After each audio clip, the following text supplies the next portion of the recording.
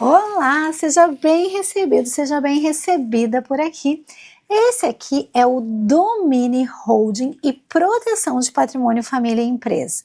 Se você gosta desse tipo de conteúdo, talvez você já saiba que eu sou a Simone Tassinari Cardoso. E o que é esse quadro Domini Holding e Proteção de Patrimônio? É um quadro criado numa proposta, num projeto de aulas semanais, em que cada quinta-feira, às 19h30, é liberada uma aula especial, profunda, que tenha temas aí, tanto de holding quanto de proteção de patrimônio, família e empresa, para que mais e mais advogados possam estar atentos, possam estar entregando mais qualidade para os seus clientes. Simone, de onde veio a ideia de fazer isso? Nós percebemos que muitos colegas tinham dúvidas em situações que são básicas, em situações que são assim, aquela zona que é a zona cinza de proteção de patrimônio, família e empresa, e que a maioria dos manuais, a maioria dos livros, a maioria das propostas que estão por aí não tem. E por conta das dúvidas ali dos meus alunos e de outros colegas também, a gente pensou em propor um programa de aulas semanais. Por enquanto, esse programa aqui é um programa que é gratuito, que basta se inscrever. Então, se você está assistindo, você deve estar inscrito. E qual é o tema do episódio de hoje do Domini? O tema é como funciona a partilha da valorização das cotas sociais. Partilha, se não se partilha, como é que funciona esse assunto? E de onde que saiu esse assunto, né? Da onde é que por que tu resolveu gravar sobre isso, Simone? Por que resolveu fazer essa aula? Lá na aula que a gente trabalha com os regimes de bens, a gente tem uma série de dúvidas dentro da especialização. E das maiores dúvidas que os meus alunos têm é: Simone, ao fim e ao cabo, a valorização ela entra na partilha ou ela não entra? E de que forma ela entra na partilha? E aí, para responder as dúvidas desses meus alunos da especialização em holding e proteção de patrimônio, família e empresa, e também dos meus mentorados, que nas nossas sessões individuais, nas nossas sessões de tira dúvida, tem sempre dúvidas sobre esses temas, é que a gente trouxe esse assunto por aqui, tá bem? Todas as nossas aulas, elas têm um material complementar para que você possa ter acesso e ampliar o seu conhecimento sobre esse assunto. E eu sempre separo um mapa mental, um PowerPoint, ou então algum acórdão, algum julgado, algum artigo jurídico que vale a pena a gente olhar sobre esse assunto. No dia de hoje eu preparei para a gente um mapa mental que vai fazer uma viradinha de chave na sua advocacia. Antes da gente entrar e de eu mostrar para vocês qual vai ser esse roteiro dessa aula, eu preciso dizer para vocês que eu sei que alguns de vocês gostam de ir um pouco mais devagar com o conhecimento e se planejam ali para fazer o passo a passo, bem ali tijolinho por tijolinho, e outras pessoas têm interesse em ir mais rápido, em ter esses resultados mais rápidos. Isso, gente, é característica e momento de vida de cada pessoa. A única coisa que não pode nos impedir, gente, é de evoluir. Então, independente se você está optando por ir devagar ou por ir mais rápido, saiba que a evolução é o processo constante por aqui. Se você já me ouviu falar, essa rede aqui é uma rede de advogados conectados que tem uma ordem certa para proteção. Então, primeiro as pessoas, depois as relações e depois o patrimônio no sentido jurídico. Nós usamos uma terminologia vinculada à proteção de patrimônio e não patrimônio no sentido jurídico, mas patrimônio no sentido das pessoas, das relações e depois os bens no sentido estrito ali que nós estamos acostumados. Bora trabalhar, bora conversar sobre essa aula nossa de holding aqui, Domini, holding e proteção. Como funciona a partilha dessas valorizações das cotas? Como é que funciona esse assunto? Então, antes de começar, é preciso que a gente sistematize do que estamos falando. Olhem aqui para mim.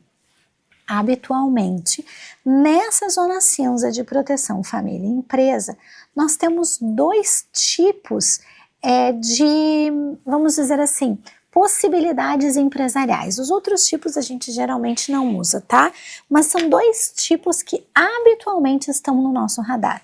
Ou a gente tem as SAs, as primeiras lá, sociedades anônimas, ou então nós estamos diante de limitadas. É importante que eu diga para vocês que o regime jurídico das sociedades anônimas, ainda que sejam sociedades anônimas de capital fechado, é o das SAs. E o regime jurídico das limitadas, por óbvio, é o das limitadas. Mas, regra geral, existe uma cláusula que traz o regime jurídico supletivo, o regime jurídico que acrescenta o da outra. Nesta aula de hoje, estamos falando de limitadas, estamos falando de cotas sociais. Simone, estamos falando de cotas sociais ou estamos falando de cotas sociais? Porque às vezes eu acho que está errado. É preciso que se diga que as duas formas são admitidas em língua portuguesa. Então, nenhum dos dois jeitos está equivocado de escrever. Sabemos então que estamos falando de uma sociedade preponderante de pessoas em que a figura pessoalizada do sócio importa e não de patrimônio, tá bem? Primariamente, situação pessoal aqui. Beleza, vamos seguir esse assunto.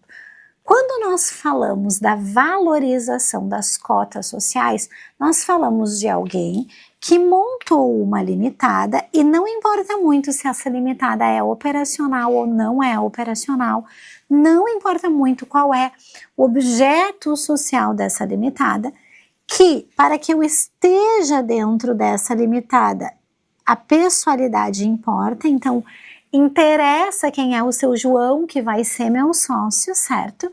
E que ao longo do tempo, esse aporte financeiro que foi realizado enquanto capital social, integralizado aqui enquanto capital social, teve um incremento, teve uma subida, teve um acréscimo. E aí a dúvida que não quer calar e que muitos alunos fazem é: como é que funciona a partilha dessa valorização das cotas sociais? Como é que a gente faz para partilhar isso? Isso é partilhável ou isto não é partilhável? Olhem aqui para mim. Antes da gente entrar nesse assunto, é preciso que eu diga para vocês e deixe muito claro que esta aula aqui não substitui aquele espaço lá da mentoria especificado para a gente trabalhar com as sociedades. E também não substitui a parte da especialização que trabalha com as sociedades, mas é uma medida complementar a isso. Então, se você está na especialização ou é meu mentorado, saiba que esta aula complementa sim aquele conhecimento, mas não substitui, porque lá você tem o conteúdo completamente organizado e lá você já sabe qual é o próximo passo desse assunto. O que a gente está fazendo nessa proposta aqui, desse projeto do Domine, desse programa de aulas? A gente está trabalhando com a verticalização de certos temas para que a gente consiga formar uma rede de advogados que são advogados focados no que importa. Então, trabalhamos com limitadas e estamos trabalhando analisando como é que funciona, se comunica ou não comunica essa valorização dessas cotas sociais. Então, bora lá conversar sobre isso. Antes da gente entrar na aula, eu quero deixar dois acórdãos de referência, que são dois acórdãos do STJ, que é o acórdão 1.173.931 de 2013 e o acórdão 1.595.775 de 2016.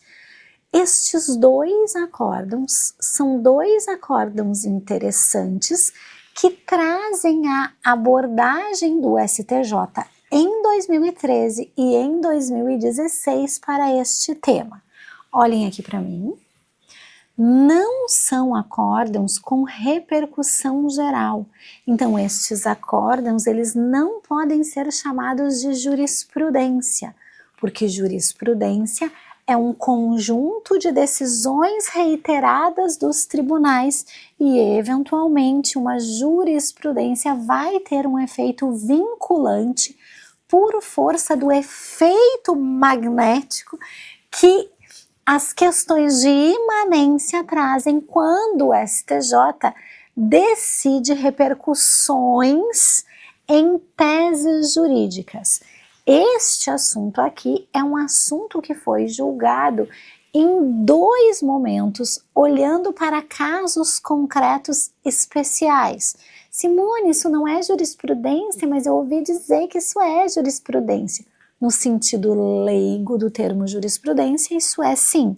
No sentido técnico, eu não posso chamar estas 2 decisões de jurisprudência, muito menos chamada jurisprudências no plural, porque jurisprudências é somente se a gente tivesse divergência de entendimento, tá bem? Dito isso, vocês podem examinar os 2 inteiros teores e as 2 razões de decidir para que possam aprender o que os tribunais têm decidido sobre este assunto. Feito esse disclaimer inicial, feita essa abordagem inicial, indicados quais são os acórdãos que têm parametrizado esse assunto, a gente passa a examinar quais são os dados relevantes para que a gente tenha, então, essa análise relacionada à valorização das cotas. Vamos dar uma olhadinha nessa ideia, que é a ideia da faixa de tempo relacionada à questão das cotas, certo? Vocês já sabem disso, isso não é novidade para ninguém, que hoje na ordem jurídica pátria nós temos vários regimes de bens. Ah, Simone, eu sei essa coisa aí dos regimes de bens que tu fala. Para que não restem dúvidas sobre esse assunto, eu quero que vocês venham comigo refletir sobre ele. Vamos lá. Quais são os regimes de bens que nós temos? E aí eu trouxe aqui pra gente como número 2 regimes de bens, mas na verdade, regime de bens a gente tem aqui como número 1. Ih, fiz uma bagunça, deixa eu ver se eu dou um Ctrl Z. Vamos lá. Quais são os regimes de bens que nós temos aqui na nossa ordem jurídica hoje? Na ordem jurídica nós temos estes regimes aqui. Num primeiro momento, a gente tem os regimes que são supletivos de vontade. E quais são os regimes que são supletivos de vontade? São os regimes de bens impostos pela legislação todas as vezes que uma manifestação de vontade não foi tomada pelos nubentes. Então, são regimes supletivos de vontade, aqueles regimes que uma pessoa vai receber na sua família quando ela não fez nenhum tipo de eleição. Simone, dá um exemplo de regime supletivo de vontade. O exemplo número 1, supletivo de vontade, é a própria comunhão parcial de bens. A comunhão parcial de bens, ela vai acontecer toda vez que um par não escolheu outro regime jurídico para aplicar na sua ação. Então, é um regime na sua ação não, na sua união. Mas existe um outro regime supletivo de vontade. Qual é ele? O regime da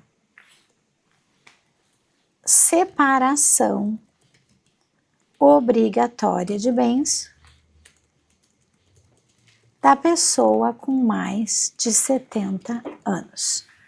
Por que este regime é regime supletivo de vontade? Porque o Supremo, analisando a questão do etarismo e analisando a questão patrimonial das pessoas com mais de 70 anos, decidiu que estas pessoas têm o direito de escolher o regime de bens que melhor lhes aprouver, mas que, se elas não fizerem esta eleição, vai se impor o regime da separação obrigatória de bens. Então, eu hoje tenho na ordem jurídica 2 regimes de bens supletivos de vontade. Comunhão parcial para os pares que não optarem por outro regime e separação obrigatória para as pessoas de mais de 70 anos que não optarem por outro regime, certo?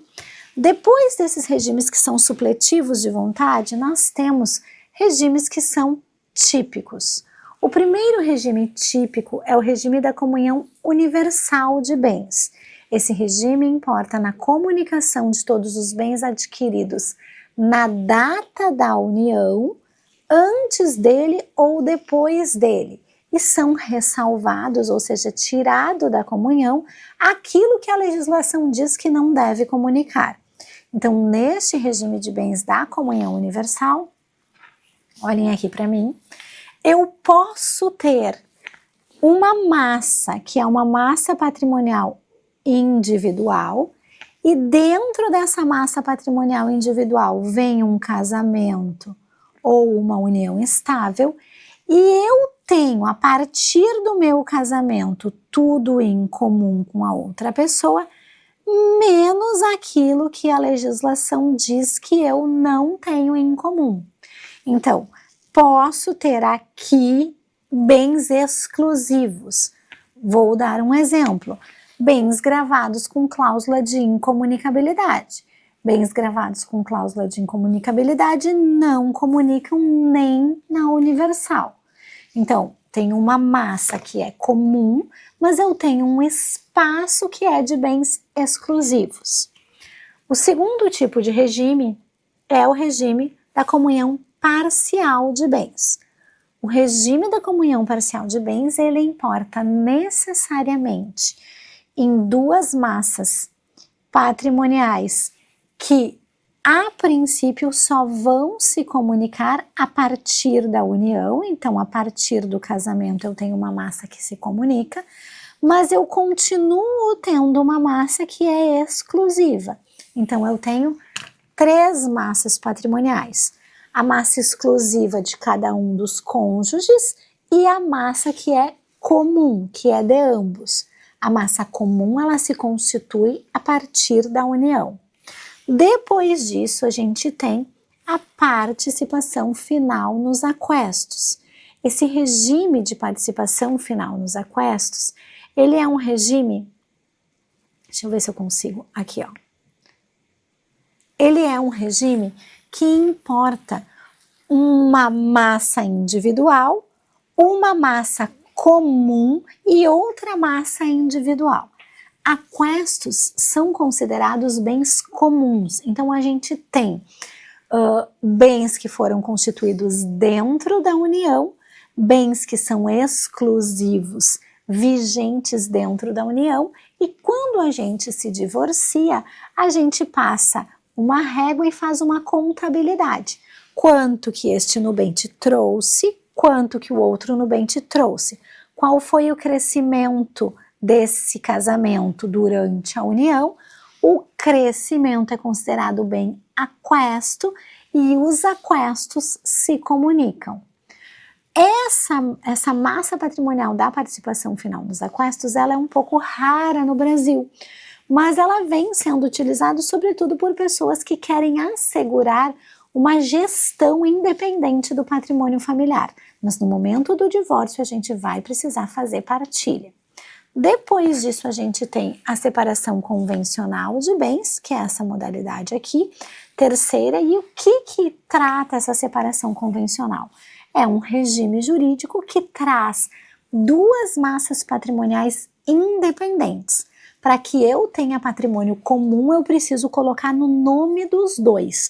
Então, a gente faz a comunicação do bem via titularidade, diferente dos regimes comunheiros, que fazem a participação de um e de outro a partir da mancomunhão.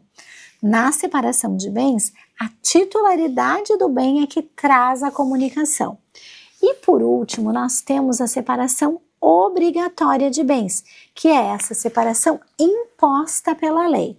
Quais são os casos de separação obrigatória, Simone? Eles estão lá no 1523. Pessoas que precisam de autorização judicial para casar, pessoas com mais de 70 anos que não optaram por outro regime, pessoas que casaram descumprindo causas suspensivas de celebração de casamento, que dizem respeito a questões patrimoniais, por exemplo, me divorciei, mas não dei a partilha do casamento anterior. Estou entrando numa nova união, mas não fiz o inventário dos bens da união anterior. Então, essa lista parte do princípio que tudo que foi adquirido dentro do relacionamento importa em bem comum. De onde vem isso, Simone? Da súmula 377 do STF. Então, a súmula 377 do STF afirma que comunicam-se os bens adquiridos na constância do casamento, tá bem? Dito isso, gente, então, olhando para esses regimes, o que nós temos que perceber? O que tem que estar na nossa mente? Primeiro, que existem regimes que são comunheiros e regimes que não são comunheiros. Quais são os regimes comunheiros? Como o nome já diz, comunhão universal, comunhão parcial, participação final nos aquestos e a obrigatória quando a jurisprudência diz que são bens comuns, tá certo? Ah, tá, entendi, Simone. Nestes casos, a gente vai trabalhar com a ideia de regimes comunheiros. Nos outros casos, nós estamos trabalhando com a ideia de regimes que não são comunheiros. Simone, por que tu está trabalhando com esse assunto se nós estamos falando de partilhar a valorização das cotas sociais? Porque quando nós estamos diante de um regime de bens que não é comunheiro, nós estamos diante de um regime de bens de autonomia. E quando nós estamos diante de um regime de bens de autonomia, nós não precisamos olhar para essa valorização, porque os regimes de bens de autonomia não geram necessidade de partilhar coisa nenhuma. Ok, Simone, mas então o que a gente tem que prestar atenção? Se a família que a gente está atendendo obedece ao regime comunheiro ou não. Por isso, gente, que numa das primeiras aulas lá da mentoria, vocês vão ter as fases do método para que vocês deixem tudo pronto para quando o cliente chegar, vocês já terem esse método estruturado. E por isso que lá na aula da especialização eu já fiz para vocês quais são as perguntas que vocês precisam fazer. Então assim, o que vocês vão fazer? Vocês vão pegar aquele checklist das perguntas e vocês vão ir atrás dessas informações dos clientes. A partir do momento de identificar, a partir do checklist ou a partir do método lá da mentoria, se o cliente está ou não em regime comunheiro, você pode prosseguir. Se o cliente não estiver em regime comunheiro, toda a valorização dessas cotas sociais pertence à pessoa que é dona das cotas. É, portanto, exclusiva. Agora, se a pessoa estiver diante de um regime comunheiro ou de um risco de regime comunheiro, aí a gente vai precisar olhar com uma lupa, olhar mais de perto. Vamos dar uma olhadinha aqui. O artigo 1660, ele vai nos dizer que o Código Civil tem, integrando a comunhão, o regime indicado no 1660, e isso se aplica para o casamento ou para a união estável. Então, aqui ele está dizendo o seguinte, entra na comunhão. Beleza. Qual é a situação? Esse 1660, hoje, ele não é claro se eu devo partilhar a valorização dessas cotas ou não. Por este motivo que na reforma do Código Civil, no projeto de reforma, temos uma previsão. Esta previsão é a de inclusão do inciso 7. A comunhão de bens teria integrados os direitos patrimoniais sobre as cotas ou ações societárias adquiridas na constância do casamento ou da união. E também a gente teria o 8 ali, deixa eu botar aqui, 8, que diria que nós temos direito à valorização dessas cotas sociais. Então, a gente tem aqui isto, e aí, e valorização destas cotas sociais. O que nós temos aqui? Dois cenários, olhem aqui para mim. O primeiro cenário é o cenário vigente na data de hoje. O que diz esse cenário na data de hoje? Comunicam-se os bens adquiridos dentro da união nos regimes comunheiros ou na universal aquilo que for de antes do casamento. Então, hoje, o que a gente vai ter com relação, então, à cota social? Eu preciso olhar, número 1, qual é o tipo de família em que meus clientes estão. Número 2, qual é a data da constituição familiar, e a partir da data da constituição familiar eu tenho certos parâmetros. E número 3, qual é a data da constituição empresarial. Lembra que eu disse para vocês que a ordem é pessoas primeiro, depois relações e depois bens? Por que nós estamos olhando aqui qual é o tipo de família, qual é a data da união e só em terceiro lugar olhando para a empresa? Porque se eu começo a olhar para a empresa num primeiro lugar, vai dar errado. Porque eu não sei se esse tipo de família é, por exemplo, uma união estável ou um concubinato, e eu não sei o que regime de bens que eu tenho que aplicar para essa família. E se eu não olho qual é a data da constituição dessa família, eu não tenho como saber se os filhos do primeiro casamento vão receber impactos desse relacionamento ou não. E se eu não sei isso, os filhos do primeiro casamento vão causar alguma polêmica por aqui. Então, quando eu digo para vocês que é primeiro pessoas, eu estou dizendo com base no conteúdo técnico jurídico. Não é por conta de uma ilusão, não é por conta de nada que é da minha cabeça. Ai, que bonitinha que ela acredita. Nada a ver com isso, gente. Tem a ver com conteúdo técnico. Ah, professora, eu não sei, estou chegando agora aqui, não sei, já estou na pós e não sei. Se você já está na especialização, não tem desculpa para você não entender o que está sendo tratado aqui. Quero que você vá lá numa aula de regime de bens e olhe tudo isso com profundidade. E se você está na mentoria e ainda está com dúvida sobre esse assunto, eu sugiro que você solicite o seu entregável aí do seu SOS de uma vez, tá bem? Porque não dá para seguir com dúvida. Vamos voltar para cá e vamos examinar isso aqui. Olhei então a data da constituição da empresa. E aí a gente vai ter duas hipóteses. Numa primeira hipótese, eu vou desenhar aqui de laranjinha. A união é dessa data aqui, vou dizer aqui de 2016. E na outra hipótese, gente, vou dizer que o casamento ou a união sempre é de 2016. A hipótese A sociedade empresarial ela foi criada antes da união, então 2013. E no outro exemplo, no exemplo B, a sociedade empresarial ela vai ser criada agora em 2020. E aí, a visão prospectiva dessas empresas é um boom.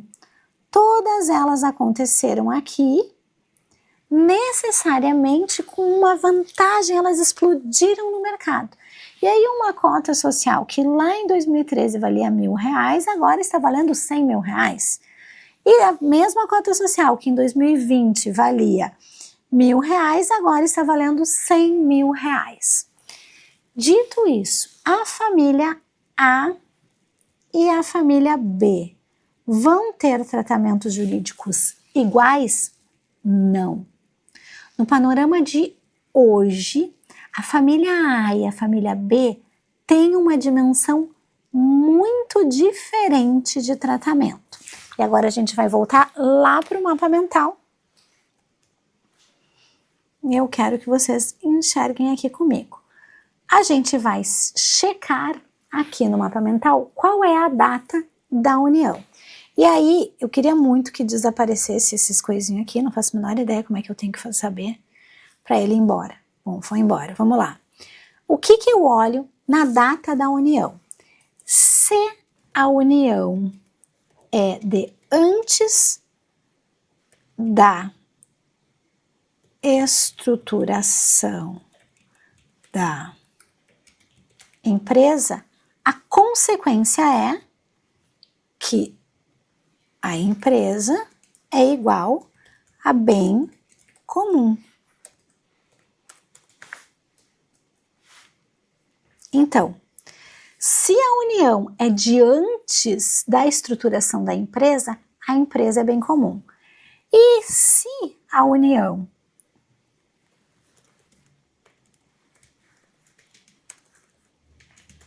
é de depois da empresa, então a empresa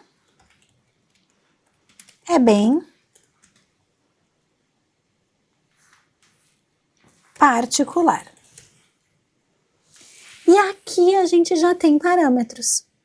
Isso significa dizer que se eu, olhem aqui para mim, se eu tenho uma família e a empresa é montada antes da família, ela é bem anterior, portanto particular.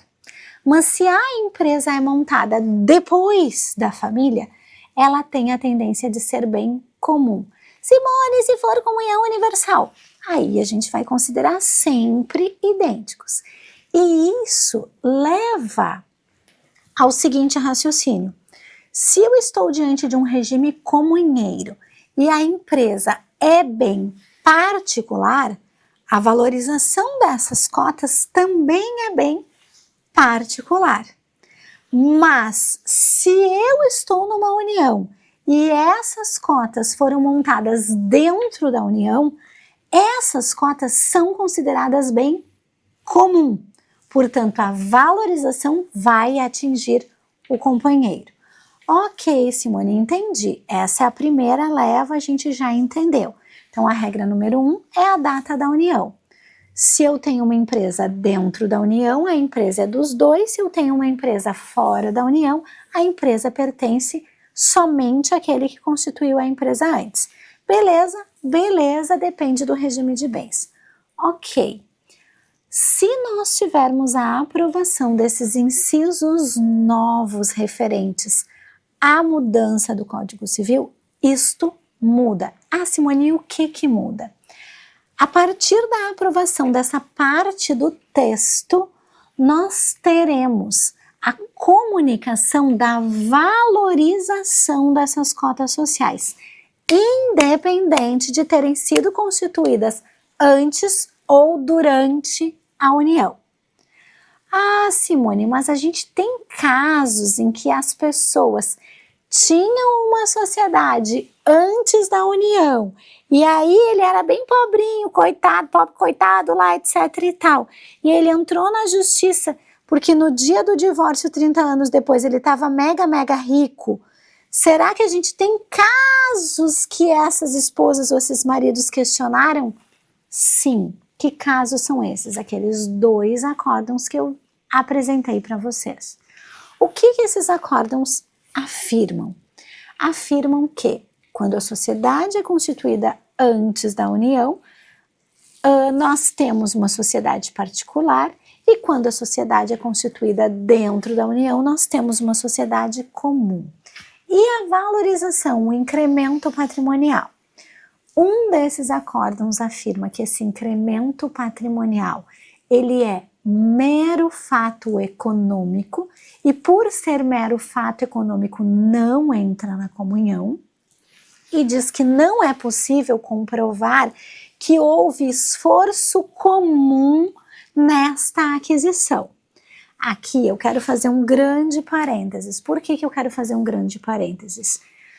Em todos os outros aspectos de regimes de bens, ninguém precisa trazer a comprovação do trabalho. O esforço comum é presumido. E parece que, na situação empresarial, precisar-se-ia comprovar um esforço comum no aumento dessas cotas.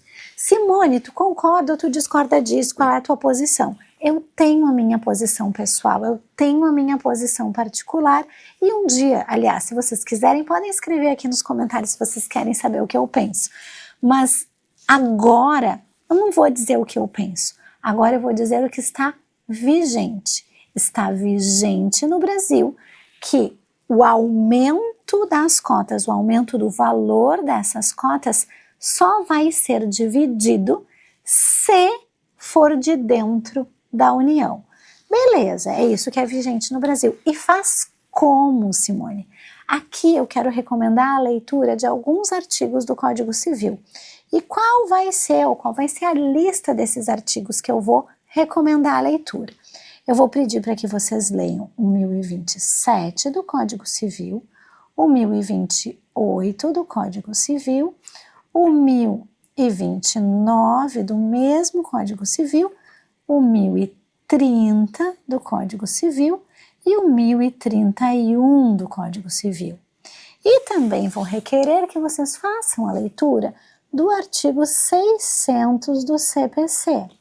Ah, Simone, por que tu quer que a gente leia esses artigos? Primeiro, para reconhecer que quem é cônjuge de sócio tem uma característica que é a subsociedade e não tem o direito de ingressar dentro da sociedade. Vocês lembram que eu disse para vocês que a pessoa importa? Vocês imaginem as pessoas terem que conviver com o Rodrigo dentro da sociedade e nós numa situação de divórcio. Ninguém vai querer. Então, a qualidade jurídica de Rodrigo nas minhas sociedades empresariais é numa condição de subsócio. O Rodrigo é sócio de mim e não sócio dos meus sócios. Rodrigo não tem o direito de estar com direitos políticos de sócios no contrato social. Então, Rodrigo precisa primeiro ajuizar o pedido de divórcio e partilha ou de dissolução de união estável e partilha, e assim que tiver a determinação de que sim, no regime de bens, a gente tem a participação dele ou na valorização ou na própria cota, ele tem direito a ajuizar a apuração de haveres. Ah, Simone, mas o Rodrigo não é sócio, como é que ele vai manejar a apuração de haveres? Porque o artigo 600, nos seus parágrafos, ele é explícito. Ele diz que tem legitimidade, sim, o cônjuge que se divorciou para essa ação de haveres. Então, qual é a regra? O que eu faço primeiro? O que eu faço primeiro é buscar uma declaração de que essa partilha existe, geralmente lá no direito de família ou então no extrajudicial, e depois eu vou saber o quanto que eu vou receber a partir desses haveres. Simone, mas olha só, eu já ouvi falar de ter questionamentos judiciais relacionados a isso. Sim, é possível que a gente tenha esses questionamentos, mas também é possível que o advogado que já tenha feito a virada de chave da advocacia comum para a advocacia especialista já tenha dentro do contrato social as cláusulas que são essenciais para isso. E mais do que isso, faça com que esse cônjuge seja um interveniente anuente deste assunto, de forma que ele não vá poder ficar questionando, salvo se ele for enganado. E aí nós estamos diante de uma fraude, e fraudes não são bem-vindas aqui. Vocês entendem que este é o motivo pelo qual, primeiro, as pessoas nesse lugar, se você tem dúvida sobre esse assunto, se você tem dúvida, quer saber como é que se processa, enfim, como é que funciona esse passo a passo a partir daqui, ou quer saber a minha opinião, escreve aqui nos comentários sobre o que você quer saber mais, que outra aula seria legal de ser gravada nesse projeto aí das aulas, tá bem? Agora, se você tem dúvida, se você tá no caminho certo da advocacia, eu quero te fazer um convite, que é um convite que está válido por um tempo determinado, eu não sei até quando que esse convite vai estar de pé ainda, que é de passar por um diagnóstico da tua advocacia. Quer saber se a tua advocacia já é uma advocacia especialista e quer saber quais são os teus pontos a melhorar e também quais são as tuas fortalezas, é só solicitar um diagnóstico com alguém da minha equipe. Ah, Simone, mas será que isso ajuda? Eu posso dizer para vocês que muitas pessoas já passaram por esse diagnóstico e essa ferramenta que eu desenvolvi para fazer esse diagnóstico, ela te dá um mapa preciso do próximo passo. Então você não vai ficar na dúvida, será que eu estou indo, será que eu já sou especialista ou será que eu estou indo no caminho certo? Essa ferramenta é uma ferramenta efetiva para que a gente possa dar o próximo passo. Então, se você tem essa dúvida, é isso que eu quero te convidar. Ah, Simone, mas eu tenho dúvida, ainda não sei muito sobre essa parte técnica, quero saber mais sobre isso. O que eu vou te indicar a fazer essa leitura? Procura no Google aí, Simone Tassinari Cardoso, partilha de valorização de cotas, você vai encontrar um artigo meu completo. Ah, Simone, esse material, esse mapa mental, a gente vai ter acesso? Claro que sim! E se você teve contato com essa aula, mas ainda ficou com dúvidas, saiba que lá no Instagram eu tenho respondido caixinha, seja por vídeo, seja por mensagem direta mesmo que as pessoas me mandem, todos os dias sobre esse assunto. Eu sei que esse é um tema tormentoso, você não está sozinho nesse lugar. Muitas das pessoas que eu conheço têm muitas dúvidas sobre esse tema, tá bem? Eu te encontro do lado de cá, seja nesse diagnóstico da advocacia, seja nas perguntas que você vai me mandar. E se você tem curiosidade, é só digitar meu nome, digitar partilha de cotas, que você vai encontrar um artigo que eu e a Carolina escrevemos, tá bem? Te vejo na próxima aula.